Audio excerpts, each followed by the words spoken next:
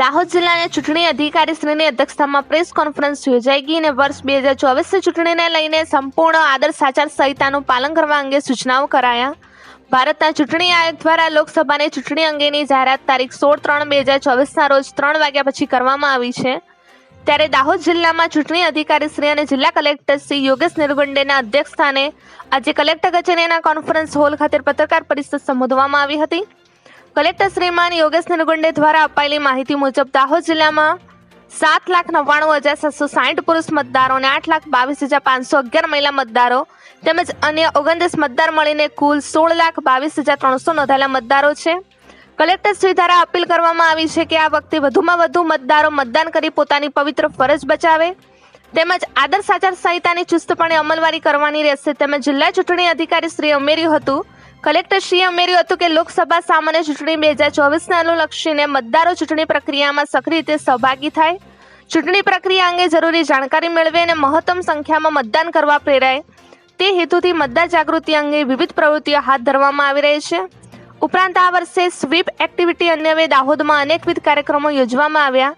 કલેક્ટરશ્રીએ જણાવ્યું હતું કે ચૂંટણી બાબતે જરૂરી માહિતી મેળવવા કંટ્રોલ રૂમ પણ કાર્યરત કરવામાં આવ્યો છે તથા રાજકીય પક્ષોની જાહેરાતના પૂર્વ પ્રમાણીકરણ માટે તથા પેડ ન્યૂઝ પર નિયંત્રણ માટે MCM કંટ્રોલ રૂમ પણ શરૂ કરવામાં આવ્યો છે।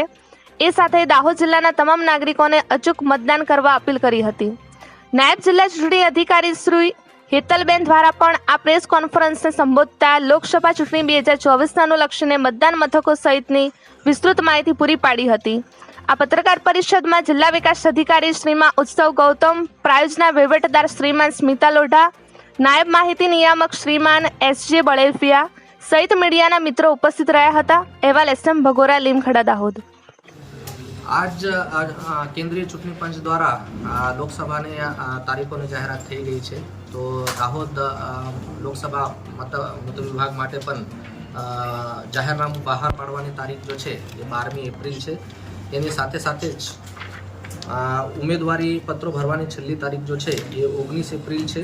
ઉમેદવારી ચકાસવાની તારીખ જો છે એ 20મી એપ્રિલ છે। ઉમેદવારી પત્રો પાછા ખેંચવાની જો તારીખ છે એ 22મી એપ્રિલ છે અને મતદાનની તારીખ જો છે 7મી મે છે અને મતગણતરી જો છે એ 4 જૂનના દિવસે થવાની છે। તો આપણા જિલ્લામાં કે આ મતદાર વિભાગ જો છે એમાં ફ્રી અને ફેર ઇલેક્શન થાય એના માટે તંત્ર તૈયાર છે। બધી પ્રકારની તૈયારીઓ કરી લેવામાં આવેલી છે। આપણા પાર્લામેન્ટરી મત વિભાગ જો છે એમાં 7 AC આવે છે। 6 આપણા જિલ્લાની છે, દાહોદ જિલ્લાની, અને એક જો છે એ મહીસાગરમાંથી સંતરામપુર AC છે।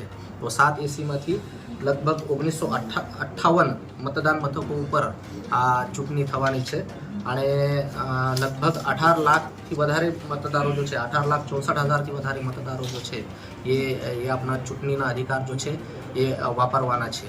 તો મીડિયાના મિત્રોના માધ્યમથી હું બધા મતદાર મિત્રોને વિનંતી કરું છું કે ચૂંટણીના દિવસે મોટા સંખ્યામાં બહાર નીકળે અને મતદાન કરે અને કોઈ પણ પ્રકારની મતદાન રિલેટેડ કોઈ સમસ્યા હશે તો જિલ્લા કક્ષાએ ડિસ્ટ્રિક્ટ કોન્ટેક્ટ સેન્ટર પર શરૂ કરી દેવામાં આવેલ છે। એમાં પણ એ સંપર્ક કરી શકે છે અને ફ્રી અને ફેર ઇલેક્શન થાય એના માટે અમે બધા જ લોકો પ્રયત્નરત છીએ। આપના તરફથી પણ કોઈ સજેશન હશે તો આપ ROને કે DOને સંપર્ક સાધી શકો છો।